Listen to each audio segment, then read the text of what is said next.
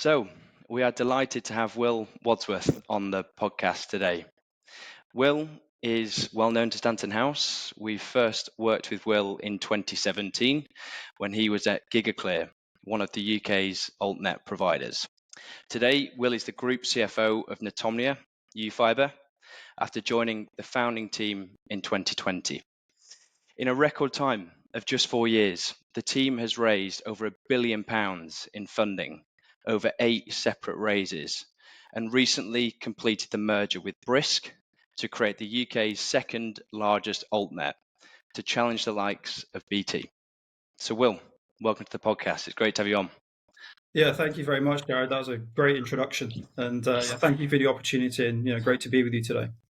My pleasure. So before we touch on your role at Netomnia and YouFibre, it'd be great if you can take us back to the start and talk us through how you got into finance. Yeah, sure. So it was back when I was about 18. I was just finishing college. And at the time, I didn't think that I was going to end up in finance. That wasn't what I was planning to do. I was into boxing when I was younger, and I thought maybe I'd be a professional boxer and was going to potentially pursue that route. I was considering university as well, and potentially going to study business studies. But it was around that time that my mum came to me and said that she needed financial support. And my father passed away when I was 11. I had 2 younger sisters at home, so I was the man of the house, if you like. And it was at that time that I realised that I needed to stop boxing. I needed to get a job. So I looked at what I'd done at A level. I'd done accounting, business, and law, and I wanted to try and find a job where I could actually build a career, even though I hadn't gone to university and didn't have a degree behind me. So I wanted to find something where I could, join a company, but still build a meaningful and, have a good career. So I found out about AAT at the time, the Association for Accounting Technicians. And then I started to find out about jobs in finance, so entry-level roles into finance. And I then got speaking to a few recruiters in the area. And through those recruiters, I managed to get a few interviews. I ended up joining the finance team of a company called Catalent Pharma Solutions. So they're one of the biggest companies in the world, very large pharmaceutical manufacturer. They had one of their flagship sites in Swindon. And I ended up going to work there in accounts payable when I was 18. And that's how I got into finance. Went there and started my AAT and then moved on to SEMA, and the rest is history, I guess. You started as an assistant accountant, but then you quickly progressed into much senior roles. I suppose the big question is, you're now working in private equity, and equally you've had a number of PE gigs. But when did you first realize you wanted to get into the private equity world? Yeah, sure. So I guess I didn't really know anything about private equity when I went into it. I spent my first 5 years of my career working in 2 very large PLCs. So I worked for Catalent, but then went to work for Zurich Financial Services, so another very large PLC. And it was after about 5 years, I got to a point where I realized that these companies were just too big, and I felt like a very small cog in a very big machine. And whilst I had a great time at these businesses and learned lots of great things, it didn't give me what I needed, which is, I wanted to get into every part of a business. I wanted to get into sales, to marketing, to operations. And you just can't get that breadth and that sort of true oversight unless you're at a very, very senior level in those types of organizations. And it would take you a long, long time to get there. So, and I've always been really interested in, startups, and always been fascinated by entrepreneurs that have set up businesses from an early age. So it was at that time I started to think about leaving and, going into something that was a bit smaller and something where I could get my arms around the business a bit more. And, the finance director who gave me my first job when I was at Catalent, he'd just been offered a CFO job at a private equity-backed company. So that was his first time moving into a number one CFO role and also going into private equity, because he was a divisional FD at Catalent. And I used to, kept in touch with him, and I used to go to him for counsel and used to use him as a springboard. And at the time that I was thinking of leaving, he said, look, well, I'm going to take the CFO gig down in Wales. Do you fancy coming along and helping me transform the finance team there and hopefully, improve this business, grow this business, and take it through an exit? So I said, yeah, it sounds like a great opportunity. I didn't really realize, what private equity was. I didn't understand it at the time. But I knew that this was an opportunity in a business with a really great leader, great finance director who I'd learned a lot from, and to go and get involved in a lot more than what I was able to in the current position. So, yeah, that's how I got into it. How did you find that transition from going from a much larger corporate to one that's PE backed? Yeah, interesting. So, I think the first couple of months I was maybe wondering what I'd done because I'd worked in Catalan and worked in Zurich. Yeah, you don't know what you don't know, right? And I've not worked in any other environments than those ones. So I was used to, really slick onboarding process and Mm. systems for everything. And when you go into a business like that one, that was 30 million revenue business, 200 people. A lot of the systems and a lot of the things that you take for granted in a big company just weren't there. Um, you know, Reports and information that I used to be able to get from SAP, I couldn't even get very basic reports out of the Sage system that they had. And I was like, oh my God, how am I going to do my job? I can't get the data that I need. So that was a real shock for me. But over time, as I got to grips with getting the data out of the system and then starting to work across the business and getting my hands on operational data, it turned out to be the best thing for me in a pivotal time in my career because I was traveling down there on a Monday morning at 5 a.m. Me and the finance directors, we lived in the same town, would drive down there. We would live there during the week in a holiday let on the side of a mountain. And me and the finance director we shared a bedroom for 2.5, nearly 3 years, two single beds, not in the same bed. And we lived with two other guys from the business, and one of them was an operations director, and the other one was on the technical side. So in the mornings, we would get up at 6, go for a run, come back, go to work. We'd be working together, come back, have dinner together at the place, and then we'd have flip charts up around the room, and we'd be talking about how to transform the finance team, how to transform the business, how to fix this process, that process, how to make the business more efficient. So for me, being 23 at the time when I took that job, it was just a fantastic experience. I managed to gain 7-8 years experience in a 2-3 year period. So it was a real pivotal moment for me that put my career on a very fast trajectory and gave me a lot of experience and a lot of exposure. And we then ultimately went through a successful exit at the end. So that was my first time helping prepare a business for exit. Setting up a data room. What was a data room? I had no idea what a VDR was.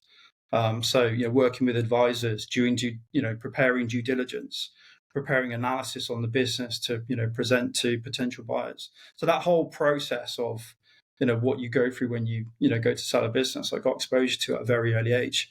And then we ended up selling the business successfully as a very successful trade sale in the end.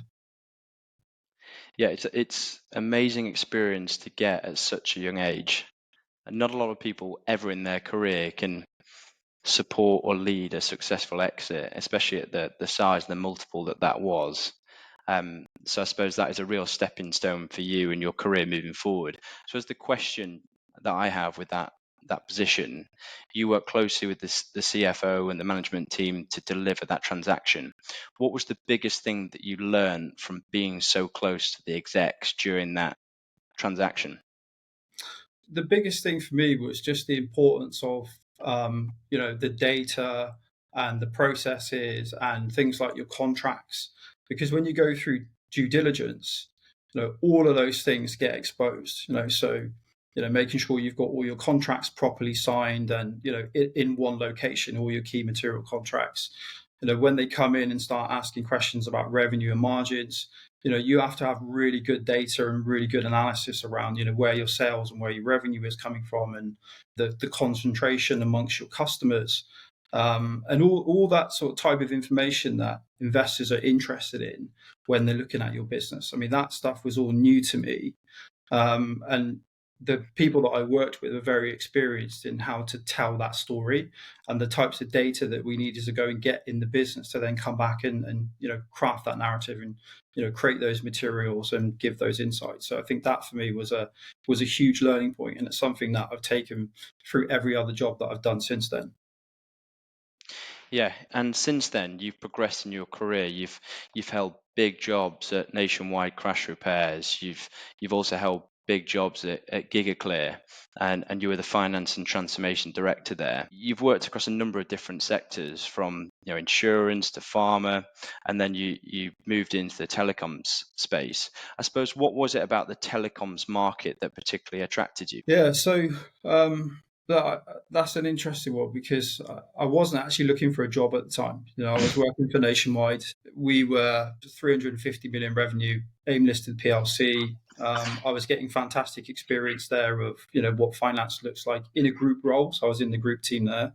And there was a really fantastic group finance director who I'm still in touch with now, who I was learning loads from because he had a ton of experience throughout his career as a very successful PLC finance director and CFO.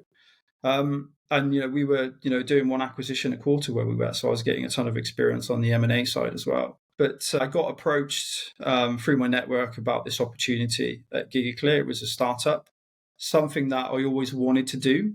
So when I went to Nationwide, I went there specifically to get PLC experience at group level, and then was going to go and look for an opportunity to go and join a startup or one early stage business that had huge growth potential. That opportunity just came a lot sooner than expected. So it was an early stage business. It had a founder. I went and met the CFO there. I went and met the founder. I didn't know anything about telecoms at the time. I didn't know the difference between fiber and copper and FTTC and FTTP, and now I do. And I didn't realize how big the issue was in rural, because GigaClear was focused on building brand new full fiber networks in rural locations. And I didn't realize how bad the broadband infrastructure was, and how people couldn't work from home, couldn't run their businesses locally, or struggled to run their businesses locally, couldn't communicate with their family members, using the internet. And so that was a really exciting thing to go into a business that was wanting to do that when the large incumbents, BT and Virgin Media, were not doing that in those rural locations because it was so expensive to do it. And this small startup was taking on that challenge, and we were going into these communities and completely transforming them, giving them a world-class broadband infrastructure better than some of the most expensive areas in London. So that was a really good thing to do. It had a lot of purpose, something that I could really get behind. And it was the opportunity to go into a startup that was 10, 15 people at the time, had just secured major investment from a very large infrastructure fund. And I had the opportunity to go in there at the ground level and help build that company up, and also get exposure to the fundraising process and, cut my teeth in the startup, really, which is something that I wanted to do. I joined there in 2015, and I've been nearly 10 years now in telecoms, rolling out fibre in the UK. I suppose the big part of your career is most recently in the telecom space, with Netomnia and obviously YouFibre. You've been the CFO over there for 4 years now, and have done some hugely impressive things. We'll touch on your fundraising experience shortly, because that's been a heavy part of your position over the last few years. You've always been either group FP&A or finance transformation director, but this really is a number one role as a CFO. Just out of interest, how have you found the last few years as a number one in finance?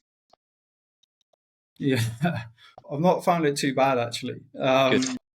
I think I was very fortunate that at GigaClear, whilst I was not the CFO there, I managed to get exposure to a lot of stuff that the CFO would do.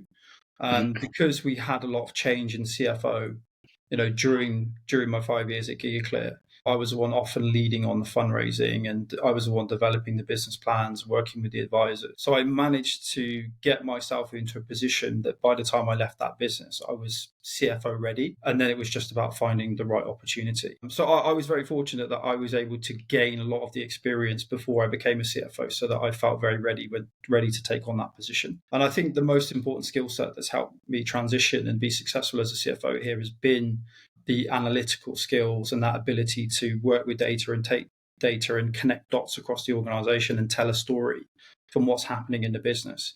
So those FP&A analysis, data, and financial modeling skills have been absolutely crucial to my success in this position, as well as, making sure you can build a team and lead a team and manage a team and all the leadership skills and soft skills that come with it. But, aside from that, the modeling and the analysis and everything and the FP&A background has been crucial.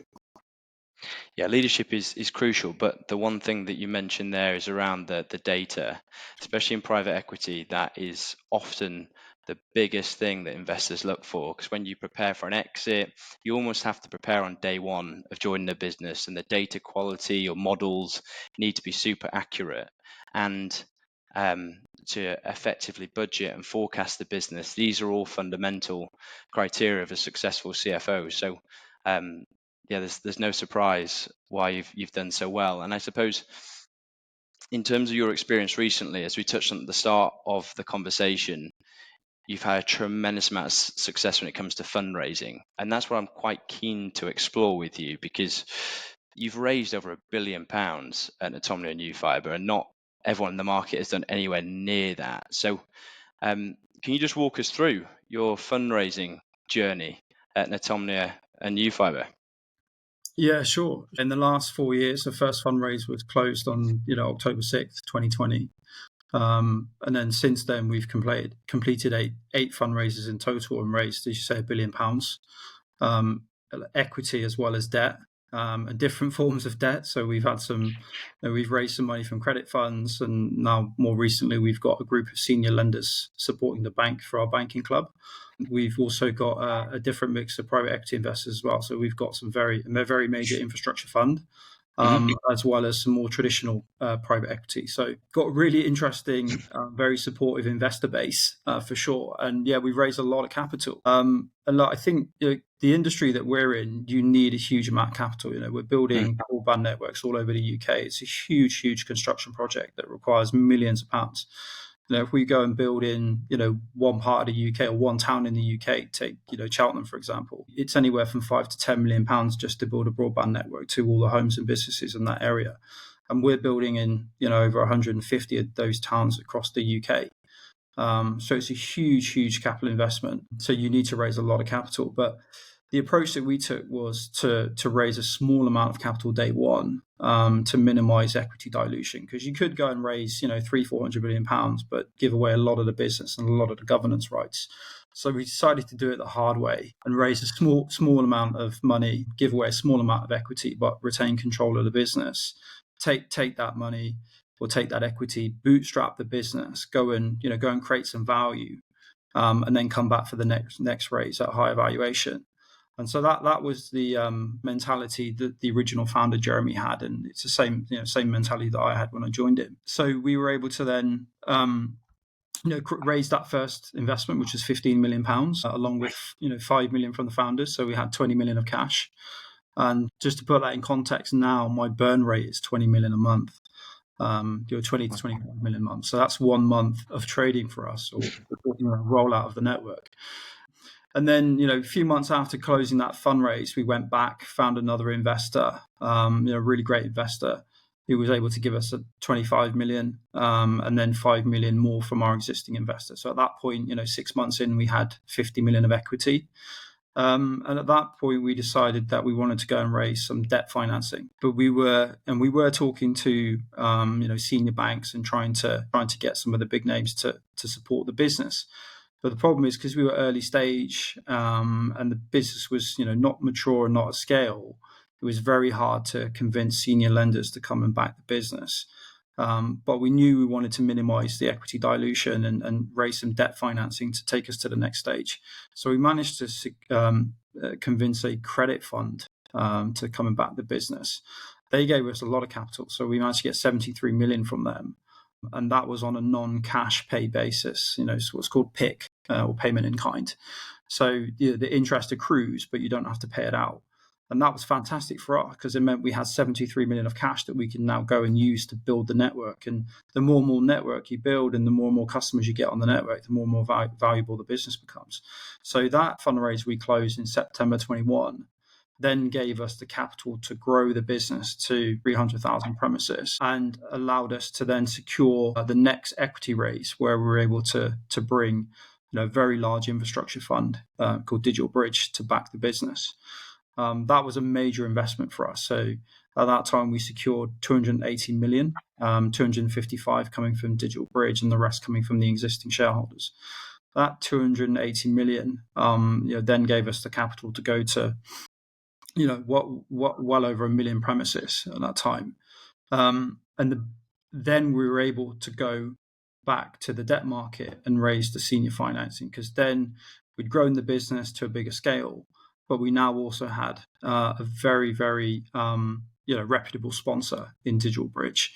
When you've got an investor like that, the relationships that they have with the banks and the support that they can give the business with fundraising is just incredible. And off the back of that, we were then able to secure our debut senior financing, where we put together a club of 6 banks. And that included some really big names like HSBC, INB, NIBC, ING, Standard Chartered Bank. So some really, really good names in the banking club. We raised 230 million, and we had an accordion for 395 million that we could go and raise later on. And then over the last 18 months, we've been slowly filling up that accordion, which is now, there's not much left to raise. I think there's 75 million left in that accordion to raise. And we've added some really big names again into that accordion. So we've brought Barclays into it. We've got Alpha Bank, we've got JP Morgan, and now First Rand National Bank. First Rand Merchant Bank from South Africa. So yeah, in total now it's £1 billion that we've raised in that period of time. So it's been one fundraise every 6 months, basically. Tiring process. Yeah. I suppose in terms of the journey with fundraising, you're doing it every 6 months, and clearly you're having a lot of success with this. What would you say has been the biggest learn as a CFO when it comes to successfully raising capital in today's climate? Yeah, I think there's a couple of things there. One goes back to making sure that you've got all the data and analysis and everything to back up the story and what you're telling investors. When you're raising that frequently, you're putting a lot of information out into the market. So your business plans are out there, and the business plan that you put out in the market 3 years ago is a business plan that people will compare back to and say, did you do what you said you would do? So the key thing that I'm focused on all the time is making sure we put a plan out there that we can deliver, but is still, a stretch for the business to achieve, because you don't want to go out there with, a plan that's too easy to hit. That won't be attractive for equity investors. So you want something in there that's a bit more aggressive, and, the management team have really got to dig deep to achieve it. But then when you go to the banking market, you want to go out there with with a lender plan that's a bit more conservative, because that's one which covenants us out off the back of. So I think one of the really big learnings there is just the different types of business plans that you need for different types of investors. So with an equity investor, having something that's a bit more aggressive and a bit more exciting, and is a bit more of a stretch for the management team, versus when you go to the lenders and you need to go with a plan that's bankable. And I think that's something that we've managed to navigate very well over the last 4 years. We've been on track with a lot of the metrics on our plan, and I think that's something that's certainly quite rare in our industry. And for those sort of CFOs and even CEOs that are going to market to try and raise capital for the first time, what are some of the common questions or even concerns that investors and banks typically ask you as a CFO when it comes to raising capital? One is, the management team and the track record is always something that I think people are focused on. Is has this team done it before? That's something that carries a lot of weight, I think, in these processes. Having the reputation that you have done it before, and then the questions that always come a lot are they're always centered around the scale. And when you've got a plan that's got a lot of growth in it, so 2x growth or 3x growth each year, the questions are how can you increase your output or your volume to go from where you are today to there? How do you secure the resources? How do you get the teams? How do you do the hiring? How do you scale up the supply chain or the contractors that are supporting the business? How do you get the materials that you need if it's a business that requires materials that you procure from your suppliers? So a lot of the questions are really around the scale. How can you handle the scale? How can you get to scale? And how can you continue to stay in control, as you step up? And certainly as a CFO, I think one of the things that the investors will definitely be focused on through, the financial and tax due diligence is the finance team fit for purpose? And, is it able to scale, and is it set for growth, and what does it need to look like in a year's time or 2 years' time? And so I think that's something that I'm very focused on.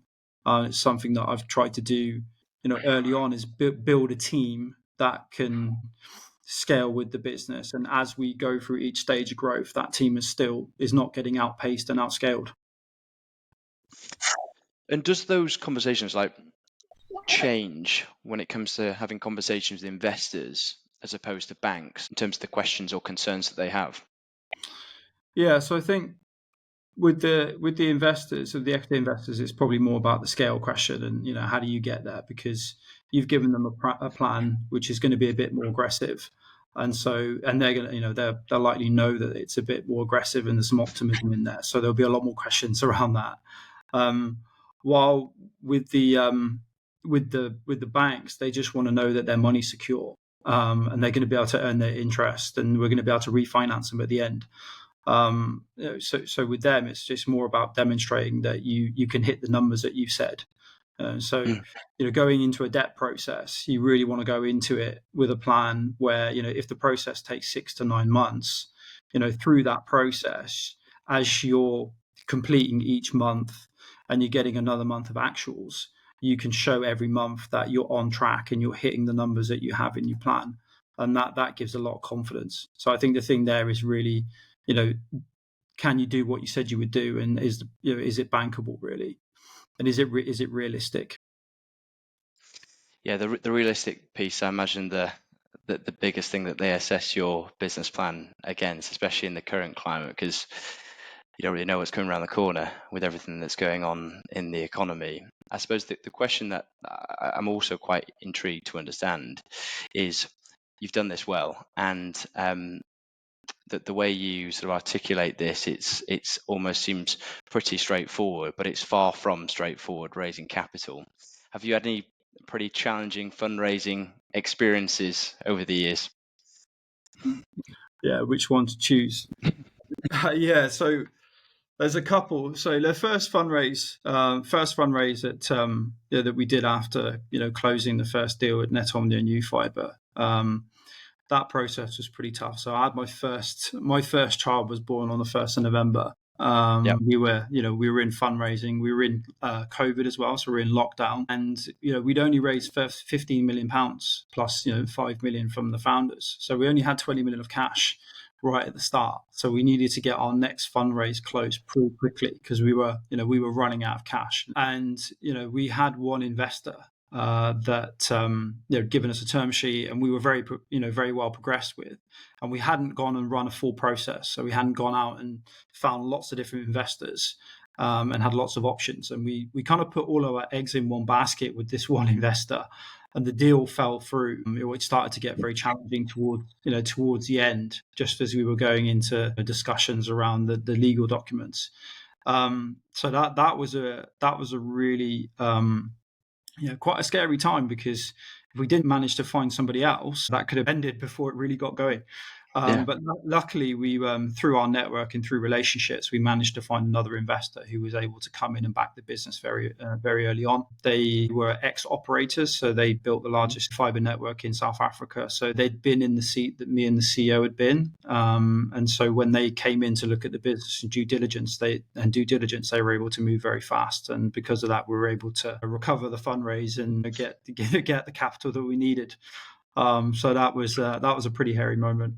Then the next fundraise after that was quite interesting, because we couldn't get the senior debt from the banks because we were too small. So we tried to go and get the money from a credit fund, and there we had a really clever investor who was running the clock on us, because we'd given him a plan, and he wanted to see that the numbers were realistic and the scale was realistic, and we could actually deliver some of the growth that we had in there. So what he wanted to do was slow down the process, so that over the next few months he could see that we actually could ramp up our deployment like we said we could.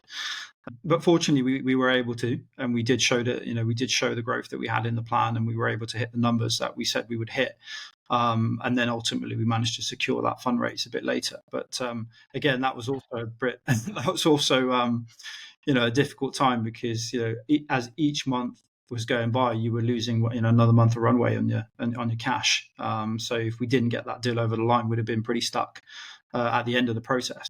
So that was quite interesting. And then when we went out for our debut senior financing, when we raised the 230 million and had the accordion, we went to market at a time when there were some other really big deals going on in the market. So there was CFOs raising several £billion of debt in the market. There was also Liberty Global and doing their joint venture. So there was a lot of debt capacity being consumed in the market at the time, and all the banks were busy looking at those, and we were coming to market at the same time. So getting the debt away and getting that process over the line was, it took 9 months to get there, but we ultimately got there in the end. You mentioned relationships in that. I wondered, how important are relationships, especially with investors and banks, during capital raising processes? Yeah, so on the debt financing side, it's really important. As I mentioned, we were very fortunate to bring an equity sponsor like Digital Bridge to back the business. Yep. Having somebody like that, the relationships that they have with banks and also with investors, that we would even know who they were. The access that they have to different pools of capital. And those relationships mean that the business can get access to funding that it wouldn't otherwise get access to. So that's really important. But also the relationships that myself and the CEO have as well are also very important, because at the end of the day, we're the ones that are going to deliver the plan. We're the management team that need to execute. And so having relationships with investors who've seen what we've done before and have belief and confidence and trust us. I think the most important thing there is trust. They trust us to take their capital and deploy it wisely. So, those relationships and that trust, I think is really crucial as well when you come to raise funding and when, and being successful in raising funding as well. Another bit that I heard in that section before is around just the length of time it takes to raise capital. I mean, typically it can take 6 to 9 months to close a deal. How do you continue to run a business like Netomnia during that process? Yeah. So when you've got a fundraising process like that going on, it's very hard to be inside the business. You're outside the business. You're spending all of your time with investors, with advisors, doing due diligence, working on business plans and investor material. So, you do have to have very strong leaders inside the business who can continue to run the business while you're busy during that process.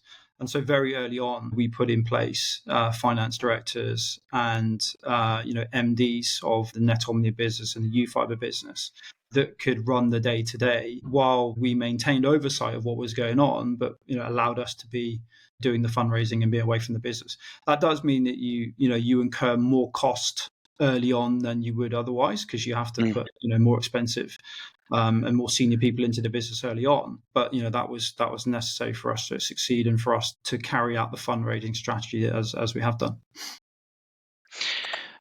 And what would you say to someone who is in your position as a CFO in a PE-backed business looking to raise capital for the first time? It's an intense process that can take 6 to 9 months. You've touched on sort of the relationships that individuals need to have to raise capital. But for an individual to do this successfully and do it well, what do you think they should prepare for? Yeah, and do you mean if somebody's never done it before? Correct. Yeah. Yeah. Okay.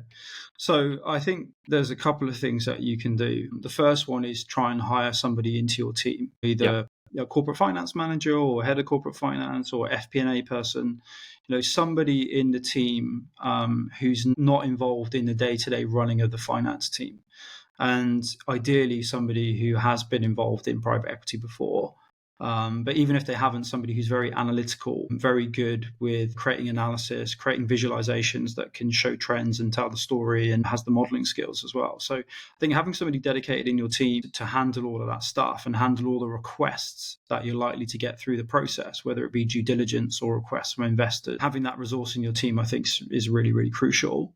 The other thing that you can do is just be open and honest that you've not done that before. If you've got a private equity investor, already invested in the business, then they will be able to support a lot with that process, especially with the modeling, with the analysis, with how to craft the story, and how to go to market there and develop the material. So, really work with the private equity firm that's supporting the business, because that's what they do day in and day out. They're experts in it. So they'll be able to provide support. And the other thing that you can do is get an advisor, an investment bank that can help you, because they will, they will do all the modeling, they will prepare all the materials. So that they'll help you, as well as finding potential investors and negotiating term sheets. So those are all the things that you can do to make sure your fundraiser is successful. And then some of the things that you can do internally to start getting ready for it are go and set up a data room. So straight away, go and find a VDR partner, electronic data room partner. Start building out your data room. Start pulling together all your contracts into a central place, because when you go through legal due diligence and you get asked what your key contracts are, or your material contracts, you want to make sure those contracts are dated and signed and have all the schedules in them. Get all of that stuff into a repository, into one place, so it's ready. Go and make sure you've got all the all your compliance documents in place, so all your VAT returns, all your audited accounts and your certificate of incorporation, and if your company that's registered with the ICO, you've kind of got all of those documents saved somewhere, because you'll need to provide them all. Doing things like your share register and having all your share certificates and all that sort of stuff. Yeah, that's just got to be buttoned up before you go into the process. Otherwise you'll get exposed on something which shouldn't be material, but can become an issue. Of course. Do you find that process differs depending on the size of the capital that you're looking to raise? Yeah. So what I found is the fundraising processes early on, when the business is nascent, are less complex, but are harder, because the business has less data points. It's more about trust, belief. Can this management team pull it off? Do we believe that they've, have they got the track record? Do we believe that they can do what they said they would do? So that's much more of a sales job on the CEO and the CFO to go out there and convince investors, because you've got limited data points. So you really are relying on your track record in another business or in the industry, so having prior experience of doing it before. And you also are relying on your relationships as well, if you do have some. But the process is less complex, because you won't have 3, 4, 5 years of historical financial information. So going through financial diligence is a lot simpler. Preparing an IM, information memorandum and a teaser and those materials are 20, 30 pages. Producing the model, again, it's a lot simpler, because you don't have all the complexities of debt and covenants and all the other stuff built into the model at that stage. So it's harder to raise the money, but the process is simpler. As you get bigger and more mature, raising the capital becomes easier, because there's more proof points. You've got a track record of delivering the metrics. You've done what you said you would do. Lots of people are now already backing the business, so that brings another level of credibility. You've got access to more pools of capital. You have a big sponsor as well that can also support you and convince people to invest in the business. So getting the capital becomes easier, I think. Not always the case, but it has been for us. But the process has become a lot more complex. You have a lot more information that can be being covered during diligence. The models become more complicated, especially as the capital structure becomes more complicated. So if you've got multiple investors in there, you've got ordinary equity, preference equity, you've then got senior debt in there. You might also potentially have some junior debt in there, which is second lien, so it sits ahead of the equity but sits behind the senior debt. There's covenants in there as well, and there's different levels of covenants. So the modeling becomes a lot more complex. The company structure becomes more complex. And just the materials that you go out to market with tend to be a lot more complex. So, the diligence reports now are 150, 200 pages on just on commercial diligence, and you've got the same again on financial and tax, and then the IM that you tend to go out with as well is a lot thicker, and you're going out with an IM that could be 100 slides. So yeah, there's a lot more complexity that comes. And obviously the negotiation around the legal documents and shareholders agreement and loan agreements becomes more complex, but getting access to the capital tool tends to be easier as long as you're delivering your numbers and doing what you said you would do. Then access to capital is easier. You must have put in some late nights over the years with all this. Yeah, I've got a few more grades. Yeah, it's a tough old process, but you've done very well from it, which is great. And just a couple of closing questions. Looking ahead, what do you think are some of the key skills a CFO needs in today's market to really thrive in a PE-backed business like yours? So I think I've mentioned it. A few times. I think the data, the analytical skills. So the ability to work with data, get access to data. Certainly the people in my team go beyond just the use of Excel. The guys in my team, they tend to know how to use SQL.